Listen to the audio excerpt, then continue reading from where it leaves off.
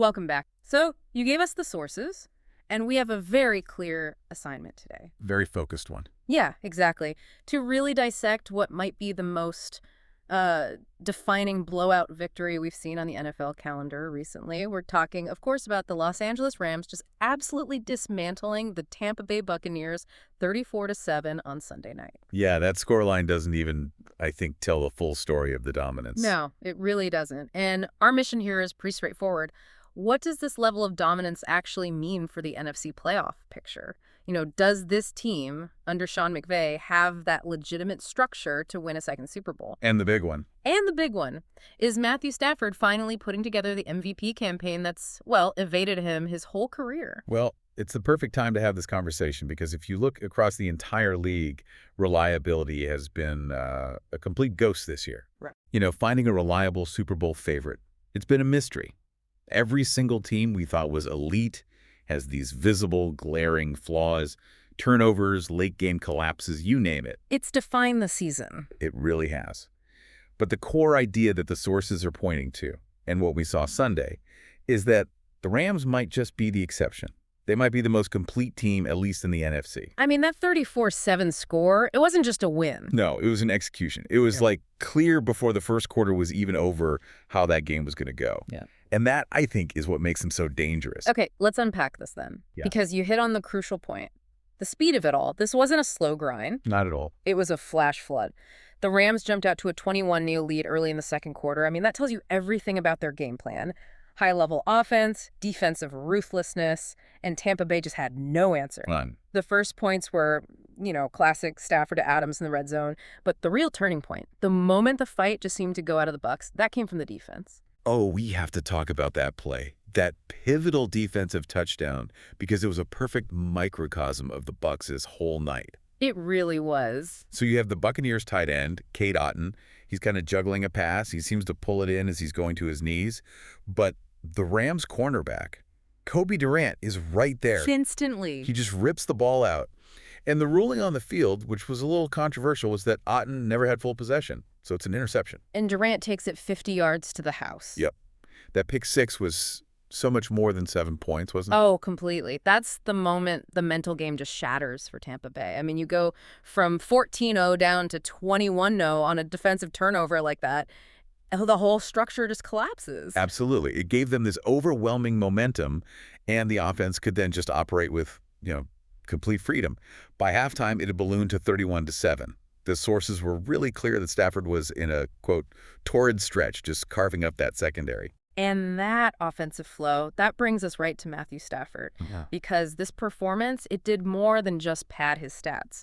It really elevated the whole conversation around the MVP award. For sure. He is making a phenomenal case. He's moving beyond that, great quarterback who finally won a Super Bowl story and into elite quarterback having his absolute career-defining season. And this is where the deeper analysis is so interesting. It's not just about flash, it's about consistency. Yeah. I mean, look at his first half. 2 quarters. Just 2 quarters, Oh, 210 yards, 3 touchdowns.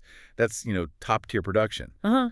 But the thing that makes his MVP case so strong in this chaotic season is the reliability. Uh-huh.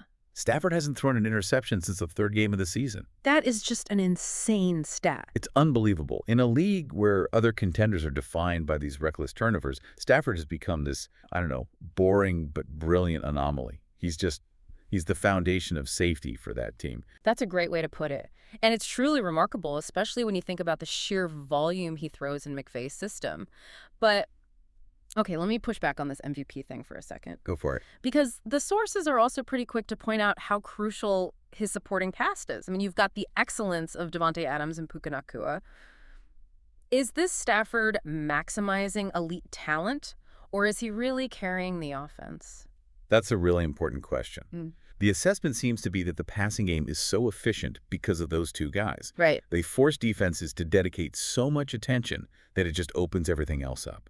But Stafford's role is making sure every single pass is perfect. He's not just feeding them targets. He's managing pressure. He's avoiding mistakes. He's not forcing throws. No, he's not just hero balling it to his stars. Exactly. He's taking what the defense gives him. And that efficiency means the running game, it only has to do well enough, as the sources put it, it minimizes the team's overall burden. That balance is clearly what's fueling this whole thing. So if we shift focus and connect this to the bigger picture, this victory fundamentally alters how we see the Rams, right? Absolutely. The consensus coming out of this material is pretty stark. The Rams don't have a true weakness this season. Wow. And we have to talk about that defense. It's a huge part of the story. They honored the great Aaron Donald on Sunday night, and yet they've reloaded faster than anyone could have possibly anticipated. Since he retired after the 2023 season. Yeah. They're noted as being deep up front, and that depth is what's creating this constant pressure. This is not a one-sided team just relying on Stafford to win shootouts. And here's where it's really interesting for me. The coaching. Coordinator Chris Shula is clearly turning that defensive foundation into a true playmaking unit. Oh, yeah. The fact that sources are already saying he could get head coaching interviews in the offseason, that tells you everything you need to know. They're not just solid, they're innovative, they're impactful, and they're doing it without their generational star. And to maintain that elite performance right after losing a player like Donald, it's a huge testament to the coaching scheme and how they've developed their guys. Shula's defense is aggressive. It's forcing turnovers. Which then feeds right back into Stafford's safe, efficient offense. It's the perfect complementary system. And that collective strength has massive implications. With this win, the Rams are now 9-2. They're one of only 3 teams left in the entire league with just 2 losses. The Broncos and the Patriots being the others. Right. And the scheduling gods, as you said, they really smiled on them this week. Oh, yeah, that Eagles game. Blowing a 21-point lead to the Cowboys was fantastic news for the Rams. Fantastic is an understatement. That result just clears a direct path for the Rams to claim that coveted #1 seed in the NFC. They control their own destiny. Completely. And based on how they just dismantled the Buccaneers, the sources are all saying they look absolutely worthy of that top spot and that crucial first-round bye. But we do have to acknowledge the hurdles. They look like a force, but the road still runs through the NFC West. They still have to deal with the Seattle Seahawks. That's the reality check for sure. The Seahawks are described as another strong team with few weaknesses. So while the Rams are, I think, the clear favorite now, that division is far from over. But this performance, it at least gives credence to the idea that this team has what it takes to win a second title under McVay. No doubt. They show they can execute flawlessly against a team that, expects to be in the playoffs. So now we have to flip the script entirely. Let's look at the victim of this dominance. The Tampa Bay Buccaneers. Just a bad night, and it was capped off by that injury to Baker Mayfield. Yeah, it was a really tough outing for Mayfield. His numbers were dismal even before he left. Only 41 passing yards in the entire first half. 41. He'd hurt his left shoulder earlier in the game on a scramble, but he clearly aggravated it late in the half. Right on that final play before the break.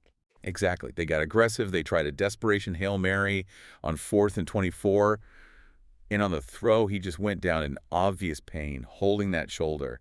Teddy Bridgewater came in, and Baker was on the sideline in a sling. It's a huge concern for them. And here's where we get one of the, most surprising, almost funny contradictions in the source material. I know where you're going with this. Despite the fact that they looked, and I'm quoting here, nothing like a potential division winner against the Rams. They are still likely to win the NFC South this season. That tells you everything you need to know about that division, doesn't it? It's wild. They can be completely outplayed, totally exposed by a real contender, and still just stumble into a playoff spot because of their competition. It's like winning a race where everyone else trips over their own feet. It just speaks to the messiness of the league this year. Yeah. They benefit from just being relatively competent in a sea of inconsistency. So, wrapping this all up, what does this all mean? The ultimate takeaway here seems to be that the Rams delivered a loud, clear statement. They didn't just win a game, they definitively showed who's boss in the NFC. Yeah, they absolutely proved their case for being the #1 seed. It's a comprehensive success story, right? You have Stafford eliminating mistakes. Yeah. You have the dynamic duo of Adams and Nakua providing the firepower. And you have a playmaking defense that's been retooled under Chris Shula. Yeah. Every single part of the team showed up. It really feels like they've fixed the few little cracks we saw earlier in the season. So, given that the NFL is still so frustratingly full of flawed teams, let's end with this thought for you, the listener, to mull over. Okay. Stafford's consistent performance, not throwing an interception since week 3, is the foundation of this team's rock-solid success. Is that single factor, that reliability, a bigger and more essential driver for their Super Bowl potential than even the impressive high-level defensive reload? That's a great question. Something to chew on as this race for the #1 seed really heats up.